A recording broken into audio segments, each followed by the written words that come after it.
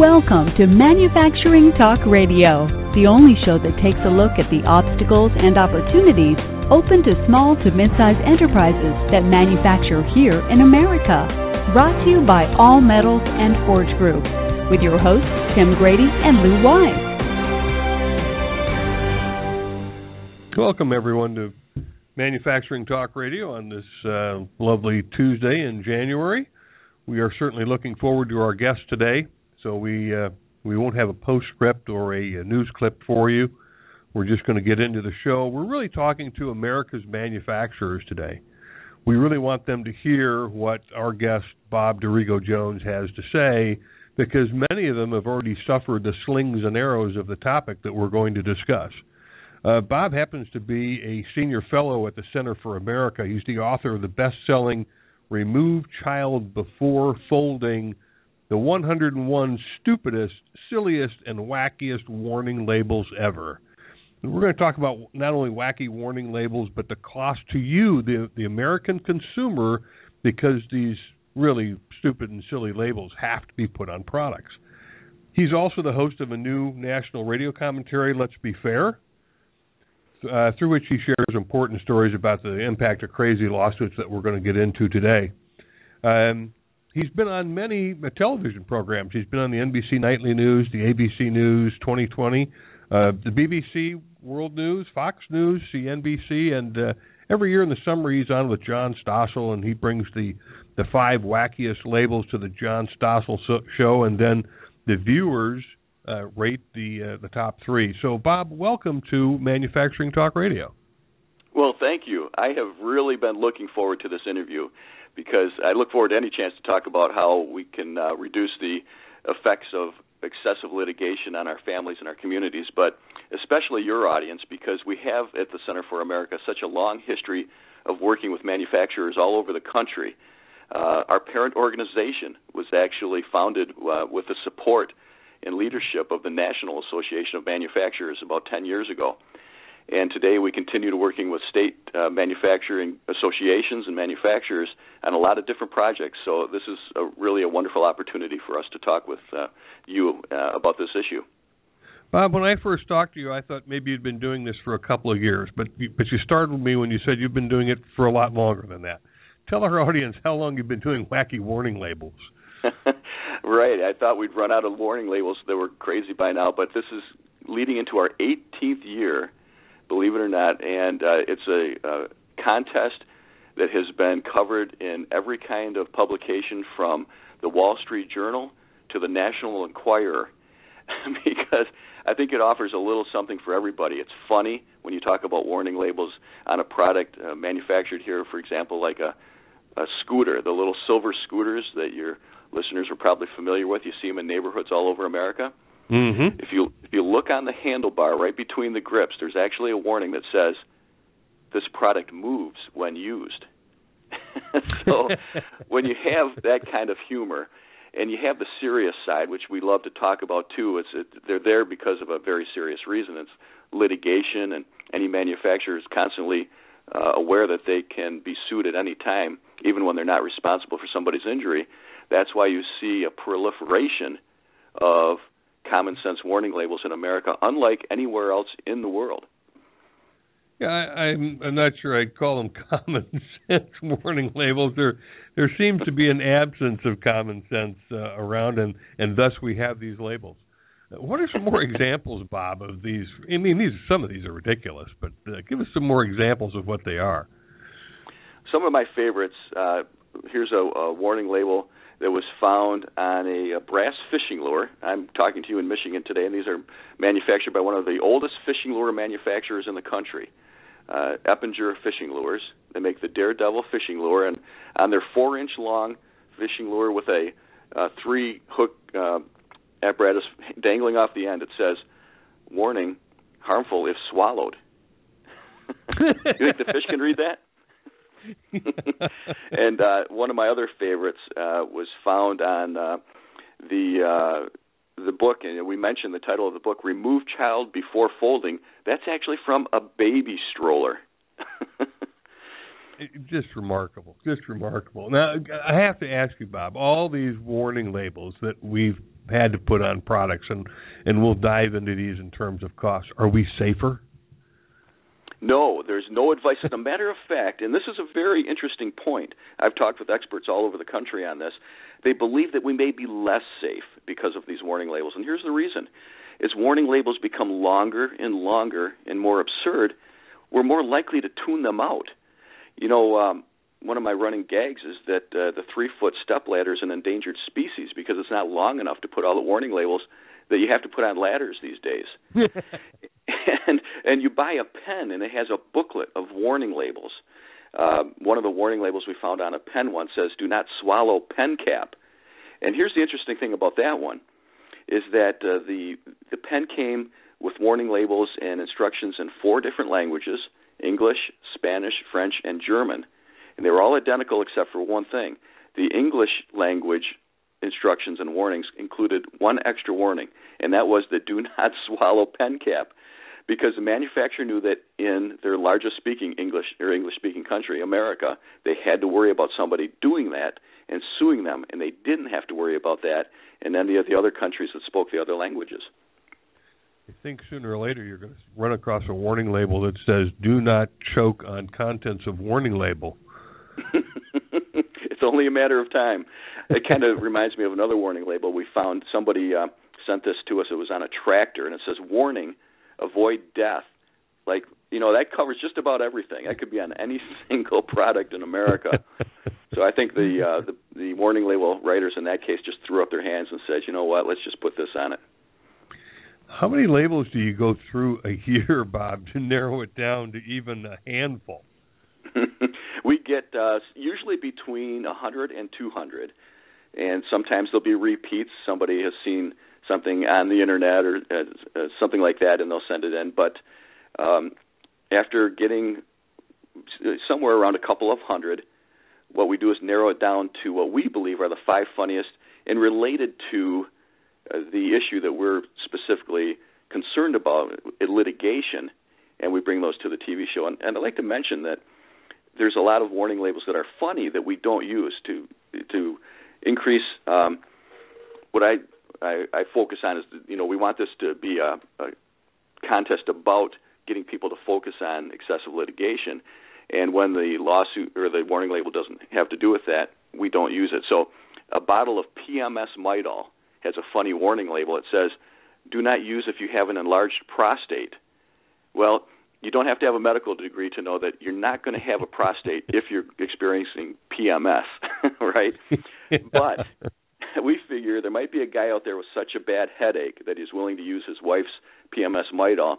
And the effects of Midol on a prostate are not common sense. They're not, you know, basic knowledge that everybody would have. So that warning label, as funny as it is, needs to be there. So we focus on the warning labels, for example, like the fishing lure, where you know you're not supposed to swallow a 4-inch fishing lure.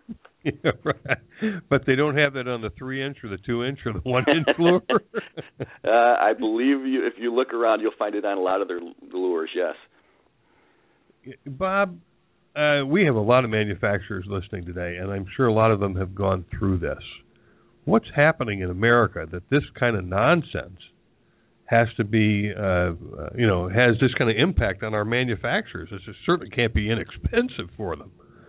Well, that's right. And my work came to the attention of the Center for America because I worked for many years with a manufacturer here in Michigan to get the word out about what's happening. And I'd like to mention her because it's a product that I'm sure all of your listeners are very familiar with, even if they don't know her name, Beth Teamy. She's the president of Amigo Mobility, just outside of Saginaw, Michigan. They created manufacturers right here in Michigan a wonderful product called the Amigo. And you'll see these 3-wheel scooters when you go into your grocery store or a mall or many places of business. And it's a great product used by people who can afford to buy the very best. I'm talking about people like Colonel Sanders from KFC when he was alive, and Itzhak Perlman, the world-renowned violinist, and even Richard Pryor, the comedian. So it's a great product. They take tremendous care in manufacturing this, but you wouldn't know what a great product it is if you listen to only the personal injury lawyers who sue them time and again. And I'm talking about lawsuits like where somebody might be being lifted in a ramp in their Amigo into a van, and the ramp breaks. Say Amigo, which does not make the ramp, would be sued along with anybody involved in that accident. So in a injury case, what many of your listeners might be familiar with is this kind of a shotgun approach to suing, so that the car maker would be sued, the ramp maker would be sued, the manufacturer of anything that they would be sitting on going up in the ramp would be sued, maybe even the parking lot owner would be sued. And it's because the lawyer's just looking for who has the deep pockets and going for the money, regardless of responsibility. So for many years, getting dragged into lawsuits like that, and lawsuits where people ignored warning labels on their products and suing anyway. For example, there's warning labels saying don't take the Amigo into the parking lot. Somebody would ignore that, take it out, and get hit by a car, and then they'd be sued. And so what this all comes down to is a greater willingness by courts to overlook personal responsibility in order to give somebody money who might be injured and might have a very sorry story to tell. But the problem is that we're getting away from the aspect of personal responsibility upon which, America was built, and which fosters the greatness of America and encouraging innovators and entrepreneurs and inventors. And that's why we're doing this. The interesting thing about this is it's not only about the money. Of course, manufacturers like Amigo and others spend a lot on lawyers when they're going through these, even when they're eventually dismissed. But it changes the way the manufacturing process happens, too.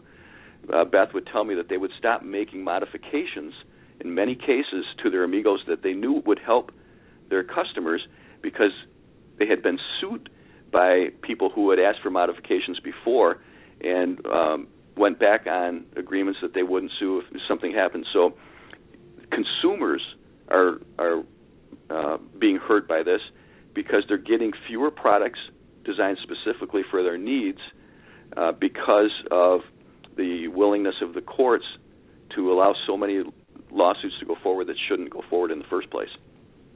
Yeah, I think there's kind of a windfall mentality in America where people want to find something that's get rich quick, and a lawsuit seems to be the pathway to doing that. And I know we've been called, a very litigious society, but you've really got some statistics in terms of tort costs, in terms of this being a litigious society that you can share with our listeners, Bob. Yes, because it all comes down to, what do we do about it? We know that there's a problem. As a matter of fact, the U.S. Chamber of Commerce did a poll at the last election. They asked people as they left the voting booths, do you believe that litigation in America is a problem? And I'm looking for my statistics right here. It said that according to this survey, 83% of voters think that the number of lawsuits in America is a serious problem. And it went across party lines with 71% of Democrats saying that and 78% of Republicans. And then independents was even higher. So there is awareness that we do have this problem. So what's the solution? Where do we go? And that's why we talk about getting involved in jury duties and encouraging employers to promote jury service when they're thinking about what policies to have. But I don't want to get too far off the top. You asked me about the statistics, and here is the statistic. So when you look at apples to apples, we want to compare the United States to other countries and look at if we're any safer than other countries or more litigious. If we just had the same level of litigation in America that they do in other advanced industrialized countries that we're competing with for jobs and for manufacturing, we would save $589 billion a year. That's billion with a B. And here's how we get to that. We looked at the percentage of U.S. tort cost as a percent of our gross domestic product. And you can do that in other countries like Germany, Japan, France, England, and see what their tort costs are as a percentage of their gross domestic product. And in the average for all the other countries like that I mentioned is 0.9%. In America, it's 2.2% of GDP.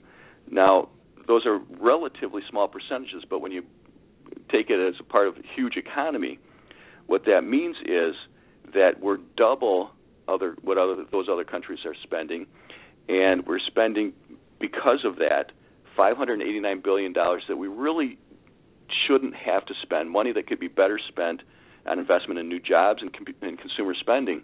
And that's real money there, $589 billion. And you have a term for that, do you not, Bob?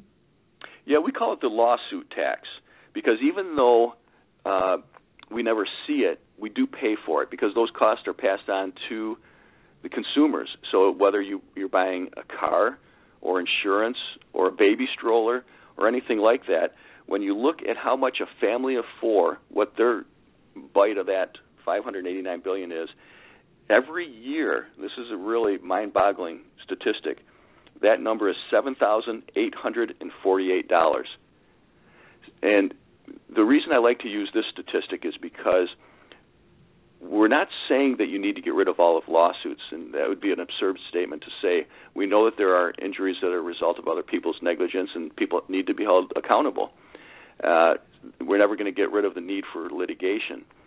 But when you look at the excessive amount of litigation in America, that is what we need to attack and put that money to better use.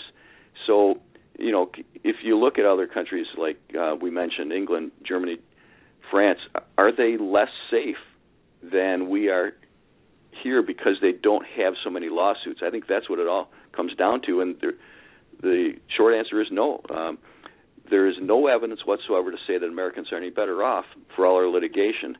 It's just that we spend more for products, and we're losing products that from medicines to different kinds of car seats. We've noted devices that could protect and warn parents when a child falls into a pool have been taken off the market because of litigation. So consumers are paying in money-wise and through loss of the ability to buy products that would make their lives better. Now, this $589 billion, Bob, is that just the payout in lawsuit claims? No, good question. It's the amount of time that, for example, a CEO of a small manufacturing company might spend in court, so defending a lawsuit that's eventually dismissed. And all of the costs, the opportunity costs that are involved. This was research that was done by the Pacific Research Institute in California. So a very respected public policy, free enterprise think tank looked at this in a way that had never been looked at before, because it's a pretty hard number to get your head around. There's so many things involved in going into the cost of litigation. It's not just the lawyers that are hired. It's the amount of time spent away from work. It's the lost opportunity of products that never make it to market, and so on. And it's one reason why a couple of years ago there was a CEO of one of the largest high-tech companies in America. And people might not tend to think of high-tech companies as being particularly vulnerable to the litigation issue, and it actually is. And the president, the former CEO of Intel, said, because of the excessive liability in America, I quote, "The next big thing will not be invented here," unquote. And I think that should all scare us, to think that the CEO of such a respected company would say that because of the problem that we're dealing with here in America that others don't have to deal with in their countries, that the next big thing will probably be invented somewhere else. And that just screams for attention of our policymakers to get a handle on this, so that we continue to encourage innovation that made us such an economic power. Yes, if we can get our policymakers to focus on the people and the country instead of their own party, I think we might have a shot at it. I agree. The further you get outside of capitals, whether it's the U.S. Capitol or state capitals, you'll see tremendous support for common sense legal reforms. But the trial lawyers who have so much money to spread around because they're making so much money in all of these lawsuits, and they understand that the game isn't just in the legislatures and in Congress, but in the courts. For many years, manufacturers and other job providers really ignored the courts when it came to influencing public policy.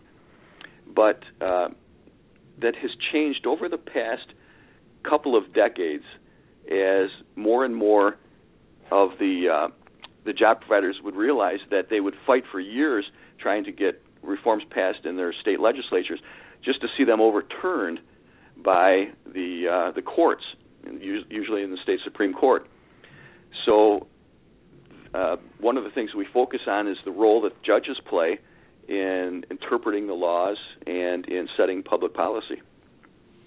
Now, before we leave this $589 billion figure, Bob, does that also include the cost to the manufacturer of any retooling that they have to do to now adjust for the fact that they've got to deal with some product issue that isn't really an issue? It does, yes. I was very impressed with thoroughness of this study, and it covers all the kinds of costs that, like the one you just mentioned, that are often ignored in the debate over how much litigation really costs us, because you do have to look at those if you really want to get a true understanding of how much we're spending on this. And is that a public available document, Bob? I believe yes. As a matter of fact, if your listeners go to Google and just type in Pacific Research Institute and look at also type in with that, let's see, what would another term be? I'm not sure that we have a link to it on our website, but okay. Jackpot Justice, do those, and it's a PDF. It's probably 50 pages long with probably about 10 pages of footnotes and cites that give us a credibility that I demand when I talk about this issue. And by the way, I would like you to share with our listeners what your website address is, Bob. Oh, yes, thank you. The Center for America. It's straightforward, centerforamerica.org. We're a nonprofit, nonpartisan organization. And if they go to our website, they can see not only how they could enter the Wacky Warning Label contest and listen to some of the stories that we tell about how manufacturers and others are affected by living in the most lawsuit-happy society on earth, but they can also see some of the other things that we're working on with manufacturers. For example, we work on the American Jobs for American Heroes project, which is designed to pair military veterans who have left military service full-time and are looking for jobs, and we're working with manufacturers to hook them up. So a lot of good things that help the economy. Well, it's interesting that you mentioned, and I want to bring up jury duty because a lot of people poo-poo jury duty, and I'll be honest, I poo-pooed it as well before I served on a jury. You know, they finally got me, and I had to appear. And as I sat on that jury, I realized some of the cases that are brought before the court that the court has to spend their time on it falls into the stupidest, silliest, and wackiest court cases you might imagine. It's a tremendous cost to America to chew up the court's time having to deal with people who, for instance, demand a jury trial in a dog-bite-dog case. Yeah, and that's a tough nut to crack because, let's be honest, a lot of us will say, we'll brag about when we're able to get out of jury duty, and I've stopped doing that many years ago. But we know that it could take a lot of time, and we've got a lot of things going on in our busy lives, and a lot of employers would just as soon their employees get out of it. But then they realize if they're ever sued, they need the kind of people that are hardworking, honest people that understand how the economy works and understand these issues being on the jury to protect justice. So jury duty is a very important part of the solution, and we can't encourage jury duty strongly enough. Now, I know there's also an expense to America that kind of falls into the same genre, and that's defensive medicine. Can you explain that to our listeners? Because manufacturers, those who are still paying the premiums for health care policies, are going to be impacted by this. Yes, it's a very good issue to talk about because when we talk about litigation, manufacturers will tend to think about product liability litigation, and there's certainly enough about that to talk about. But anybody who manufactures a product has employees, and health costs are a significant portion of payroll. And the White House did a study about 10 years ago to see how much defensive medicine, which is fueled by litigation because doctors worried about being sued will order test after test after test, often that are not needed but can be used as evidence in court if they're sued.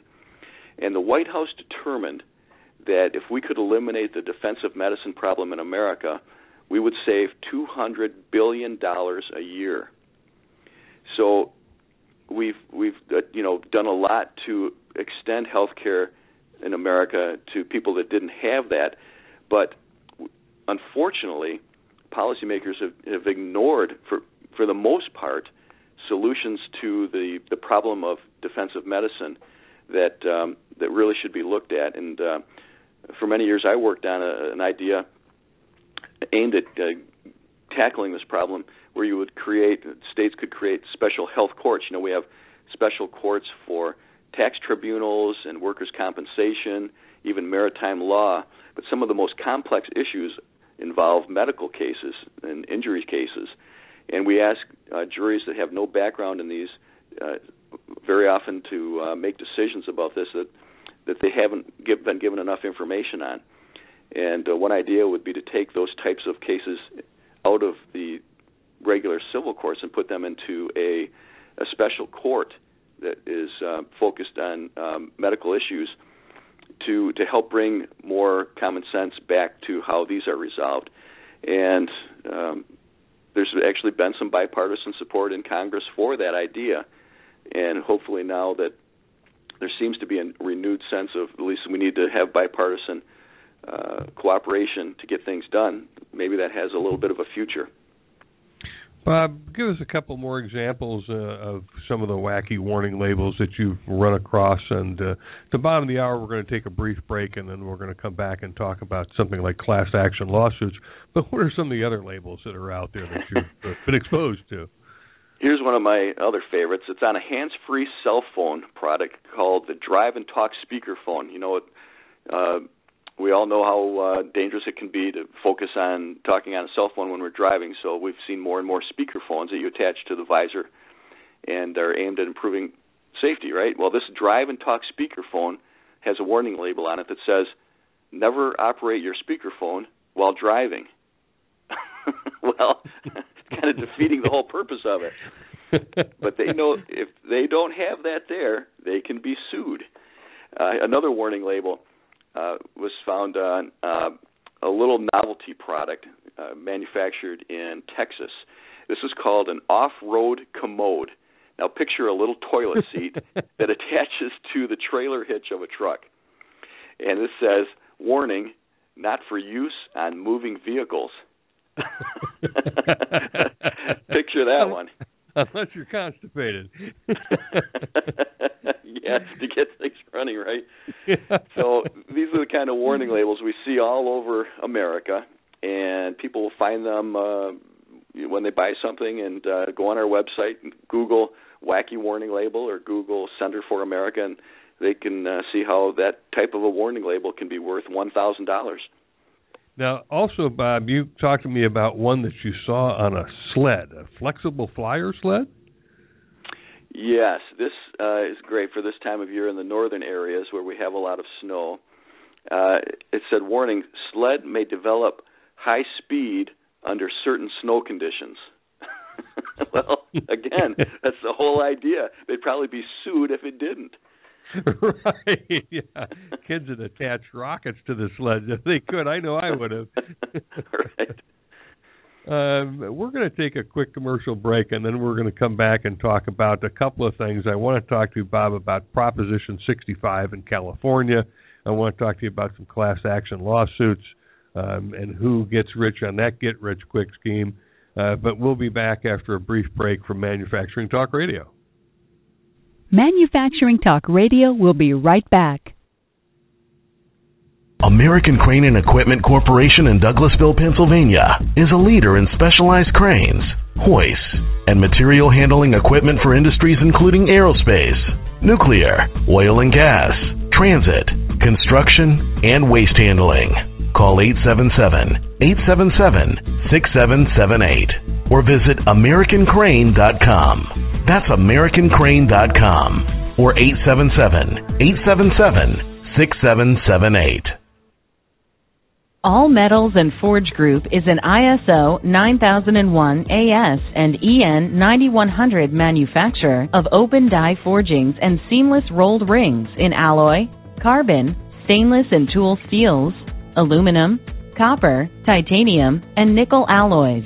Visit us at steelforge.com or call 800-600-9290.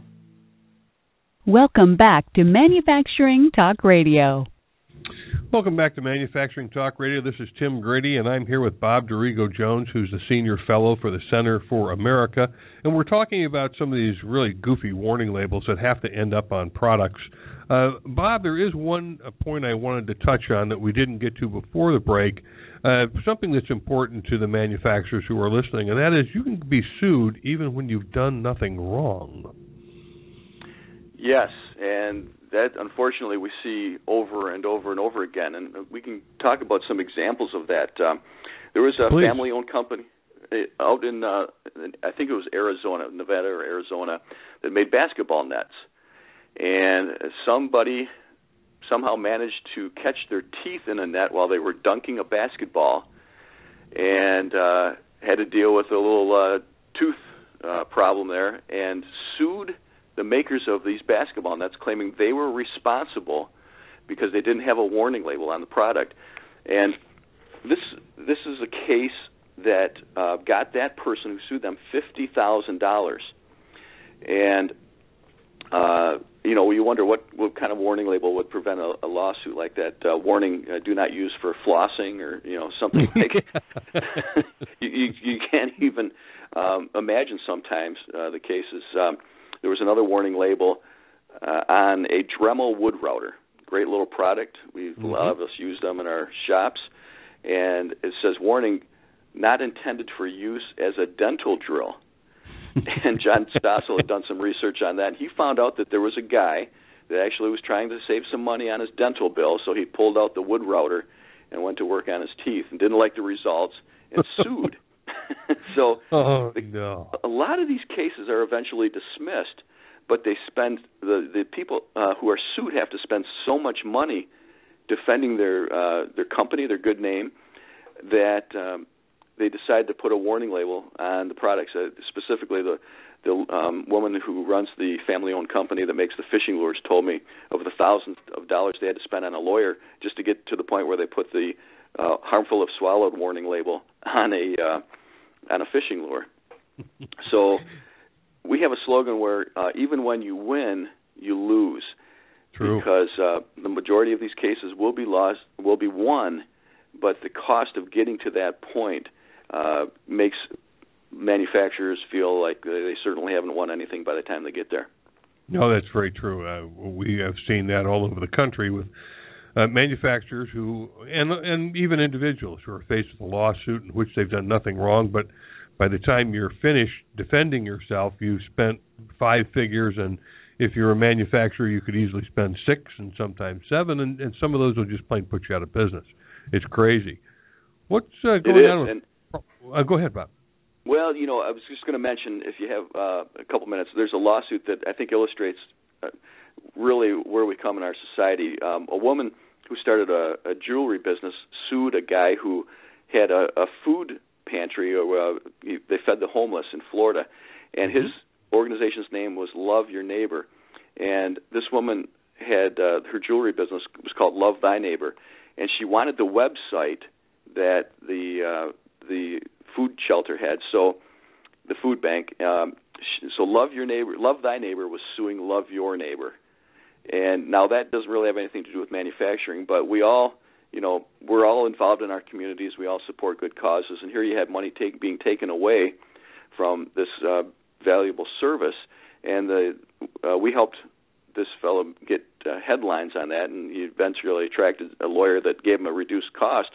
But it's still the money that he had to spend could have fed 40,000 people, he said, and this is a case that was eventually dismissed. Wow.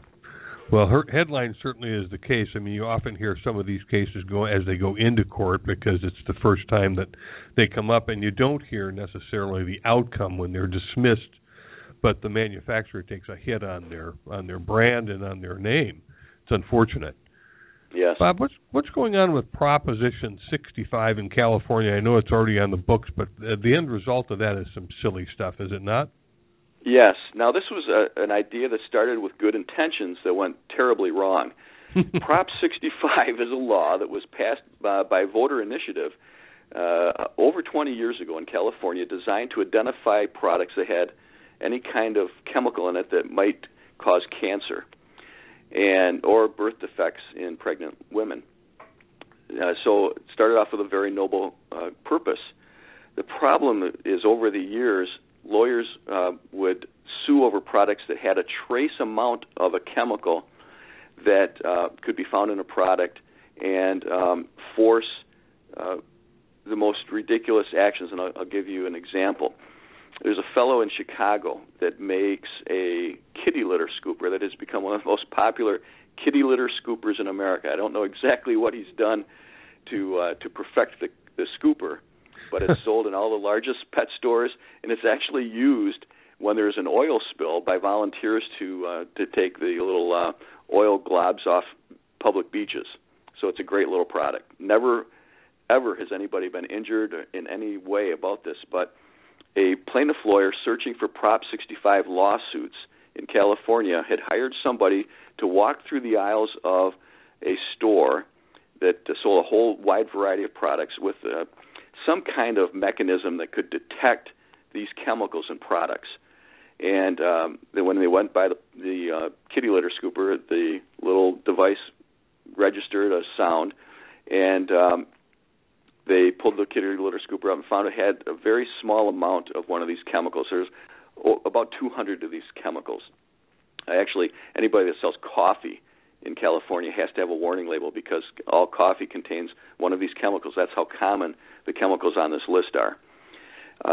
If you go to Walt Disneyland, you'll see warning labels all over about this. It's become absurd.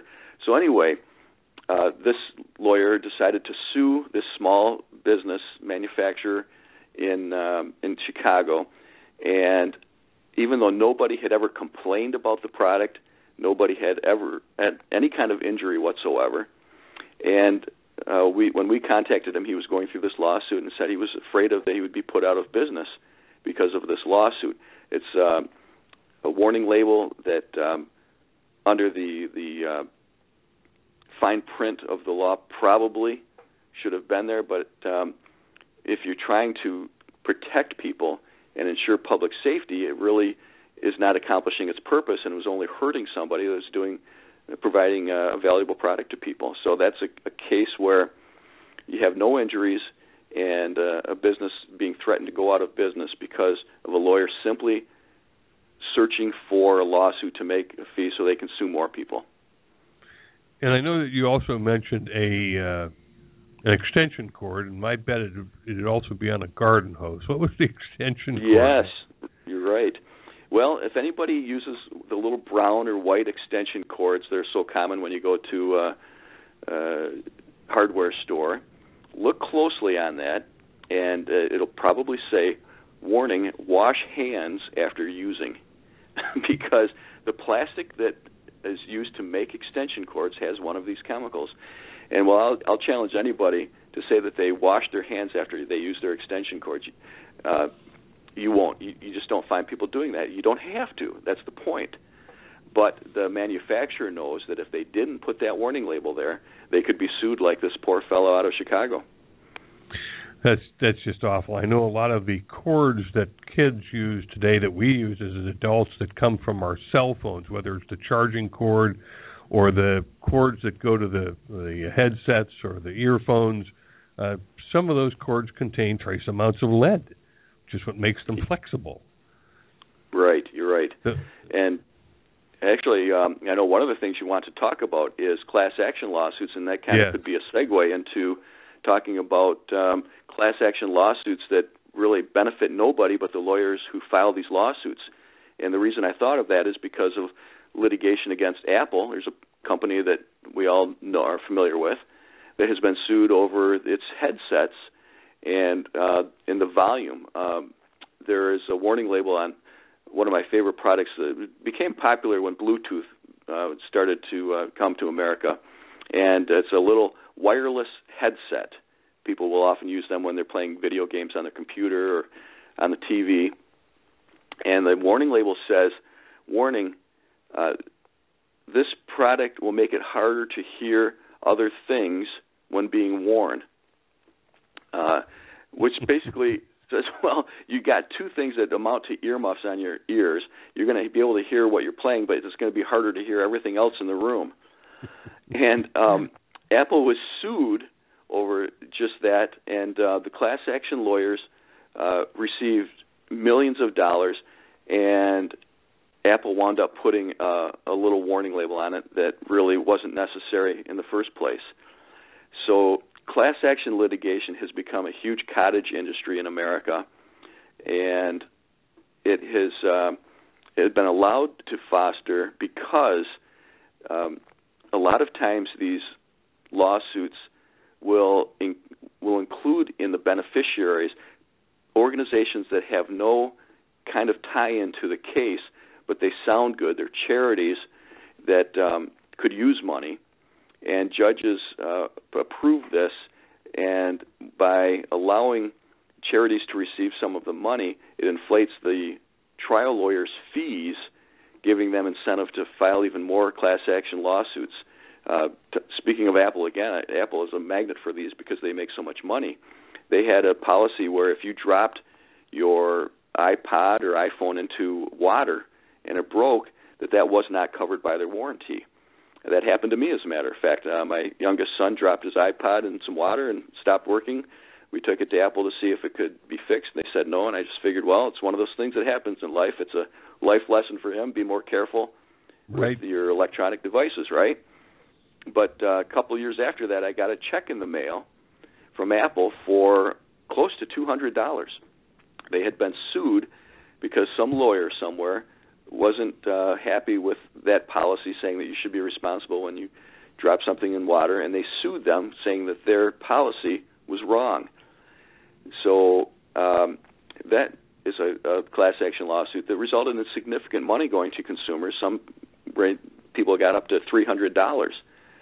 But it goes against our sense of fairness and is the type of thing that we really need to get a handle on in America, because class action lawsuits are becoming a real big problem for any manufacturer, from large ones like Apple to smaller ones. And it's real money, very, very big amounts. We're talking hundreds of millions.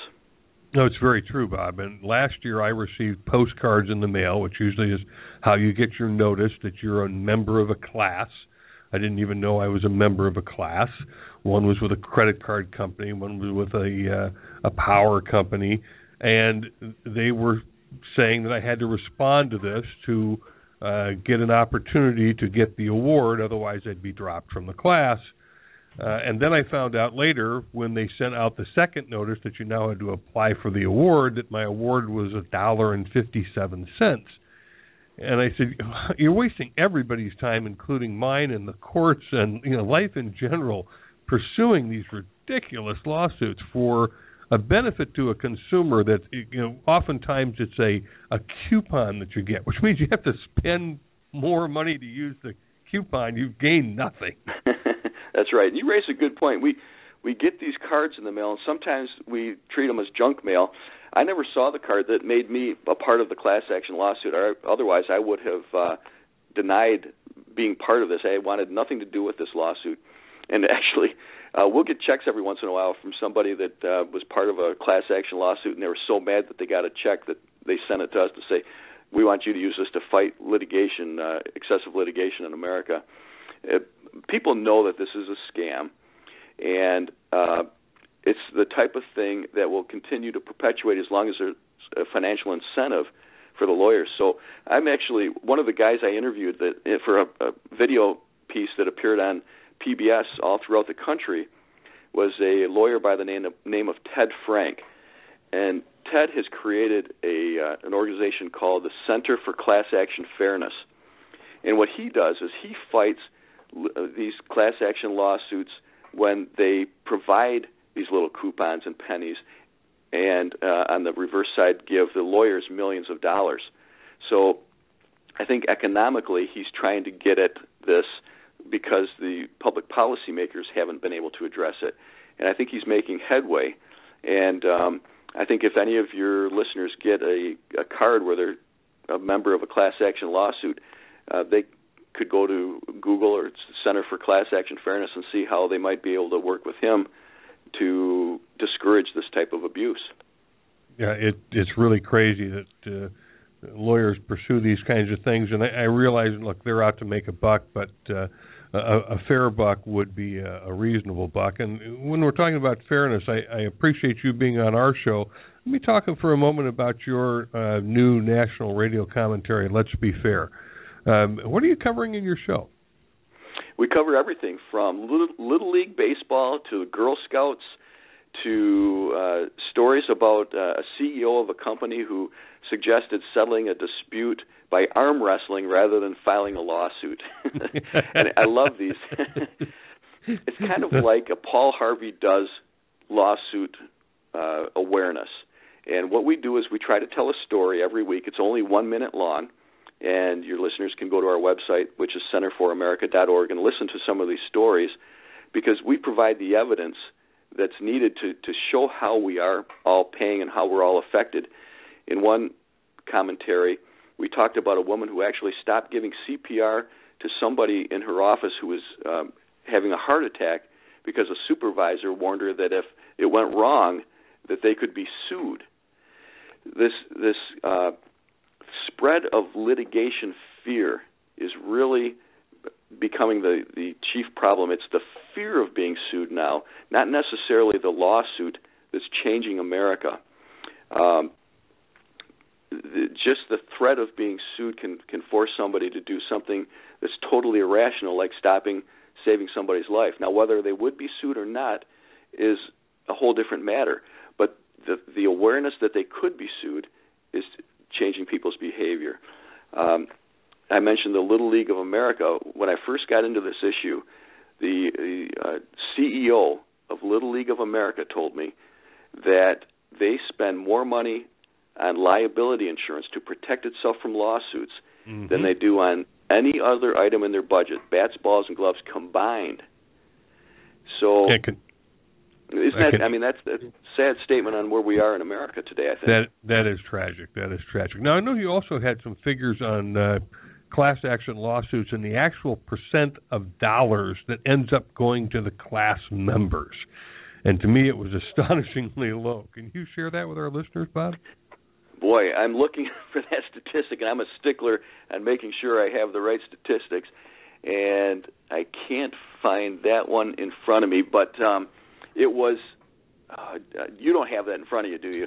Well, I think it was something like 15% or less actually of the money actually went to the class members, and 85% or more ended up going to the lawyers who brought the suit. Yes, and I wasn't sure if it was under 20%, and you're right, it's 15%. So all of this money that's being spent isn't going to the people that deserve it. And actually that brings up another point is, even somebody that has a legitimate lawsuit in America today, because the system has become so inefficient, they tend to walk out with, in many cases, less than half the money that they win, because their own lawyer and the lawyers that are fighting them are making the majority of the money. So we'll often talk to people that had legitimate lawsuits that call us because they're mad at their own lawyer for taking so much money. So the only ones getting rich off the system are the lawyers that are filing these lawsuits, and that goes totally against what some of the top judges throughout the history of America have said. As a matter of fact, I'm doing my commentary this week, and a respected federal judge. His name was Learned Hand, one of the great names, I think, in law. Went to Harvard, and his name was actually Learned Hand. And he said that we should avoid lawsuits short of anything like sickness or death. And the point is that it hasn't been until the last 20 or 30 years that litigation at this level was even tolerated by our society. It would have been an embarrassment for somebody to trip over their shoelaces when running through a park and then sue the shoemaker saying that shoelaces were too long. But that has actually happened too. So we're getting away from ideals that have been cherished in America for many years because of the inability of judges to serve their role as a gatekeeper to the courts. So we talk a lot about what are the solutions, and one of the big ones is a greater awareness of the role that judges play in getting a handle on this, because some people might suggest or suspect that a lawsuit that gets tossed out of court, say in Texas, might see its day and go for months or years in a court in New York, and that's exactly what happens. So we have to get away from this arbitrary notion of justice, depending on where you are, what jury you might happen to get, or what judge you might happen to get, to a more across-the-board rules for justice that people can rely on. And is there anything that a manufacturer can do, Bob, to protect themselves from these lawsuits? I mean, is there a generic warning label that says this product may be dangerous if used in any purpose other than its intended purpose? That's a great question. Warning labels do need to be there today for protection, and there's not a generic version, but if an accident can be foreseeable, that's generally the rule of thumb that's used to apply negligence or damages to a manufacturer. But here's one thing I like to mention, and we don't often get enough time in the interview, so I'm glad we have time today, is when somebody is sued, they do have options. You do not have to go straight to court. Now, I like to encourage job providers to tell the judge or their own lawyer that they would like to go to mediation. Most places in America will allow a judge to tell somebody who sues somebody to try mediation first. And I want to make an important distinction. I'm talking about what is called facilitative mediation, not court-appointed mediation. And there's a strong distinction because many courts today are required to try to mediate something before it goes all the way to the judge or the jury. Facilitative mediation are organizations that are created with money that comes from fees on all the lawsuits we file against one another throughout the year. And you go in, it costs sometimes less than $100 or $200, and it has a success rate of almost 90%. And wow. So you get before, and you don't have to. You can't even bring a judge in a lot of these, or a lawyer to represent you in a lot of these cases. And mediators are trained with money that we're spending on lawsuits, or the people who file lawsuits are trained to help people arrive at a solution that's mutually beneficial and is rooted in fairness. And very few people relatively use this today because they're simply not aware of it. So if you're sued, you can ask the judge to order that it be sent to facilitative mediation first, to give it a try where there are no lawyers involved. If it's one of the times that it can't be used, it goes back to court. But the judge then knows that you felt so strongly about your case that you were willing to let an independent, objective mediator help you arrive at a solution. And I think that is a very positive development that needs to be promoted more, because litigation costs so much money. Like we've talked about, even if you arrive at the solution you eventually want and the case is dismissed, you could still lose your life savings. And mediation can be used in a whole variety of cases, including big dollar amounts. And I understand and I am not a lawyer, but if I understand, law discussions have been around me over the years that anything that comes out in mediation cannot be used for or against you in a court of law. It's sealed. Right. So there's a high degree of confidence that you can have going into this, that you can be, open and honest with the proceedings.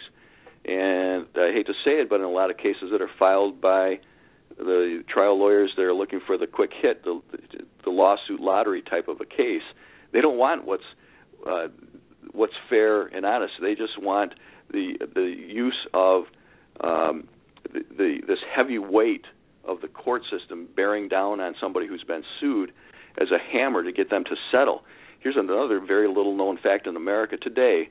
9 out of 10 cases, lawsuits that are filed, are settled out of court. And there's two conclusions that you can have. One is that even the people that are sued who are responsible want to settle so that they're not backed into a bigger award by a jury. But the problem is that research is finding that these cases are settled simply because of the need to avoid the cost of defending oneself in litigation. And that really says a lot about our society today. As a matter of fact, the one lawsuit everybody's familiar with is the spilled coffee lawsuit against McDonald's. Right. Well, they probably haven't heard about the spilled milkshake lawsuit against McDonald's. And I like to bring this up because we can argue about how hot coffee should be, but nobody can argue about whether a milkshake is too cold. The guy went through a drive-thru, got a milkshake, put it between his legs, put his French fries in the seat next to him. When he got to a stoplight, reached over for the French fries and squeezed his legs together as he was reaching over. The milkshake pops out, hits him in the lap. He's startled. He accelerates the car and hits the car in front of him. So who did the guy in front of him sue? The guy that hit him? No, he sued McDonald's for not warning their customers about the dangers of driving with a milkshake between your legs. And that's a case that went all the way to the Supreme Court of that state, and it was eventually dismissed. But the people that were sued, the McDonald's, didn't feel like they won that case because of all the money spent on lawyers. I'm sure. And when they're talking about tort reform in America, this is what they're talking about. Some of this stuff is ludicrous. Bob, we've just got a couple of minutes left here, and if you've got a couple of other short labels you'd like to share with our listeners, we sure would love to hear them. Here's a good one, and this is on a common dust mask. It's a type you can buy 10 for maybe a couple bucks at a hardware store. It says, warning, does not supply oxygen. Oh, really? Here's a warning label. This was found last year by a guy in Buffalo, New York, and it was on a sheet of decals for bike helmet or skateboard. The Buffalo Bills would send these out to their fans as a little gift. But printed on this sheet of peel and stick decals, it says, warning, decals are for decoration only and will not prevent bodily harm or injury. So if you fall down with one of these decals on your helmet and you get hurt, you can't sue them, but they need that there, they feel. Yeah, don't stick it on your forehead and run into a tree. Bob, we certainly appreciated you having you been on the show. This has been a lot of fun. We'll follow up. We'll follow up with you later in the year just to see if anything interesting has popped up. Thanks for being on the show, Bob. Okay, thanks. And everybody out there, look for that $1,000 grand prize winner and go to our website, centerforamerica.org. Absolutely. We want to get lots of entries into Bob. We certainly invite all of our manufacturers to send in these stories they have. You can send them to info@mfgtalkradio.com, and we'll go over them and review some with Bob and have another discussion with him later in the year. And we've enjoyed having him on the show. This is a great topic to review again, and we'd love to hear from any of our manufacturers out there who've got great stories to tell. Either the slings and arrows they've suffered or labels they've had to put on a product. But thank you for listening today with Manufacturing Talk Radio, and we'll be back with you next Tuesday. Thanks for joining us on Manufacturing Talk Radio. You can hear our next broadcast each Tuesday at 1 p.m. Eastern Standard Time at mfgtalkradio.com.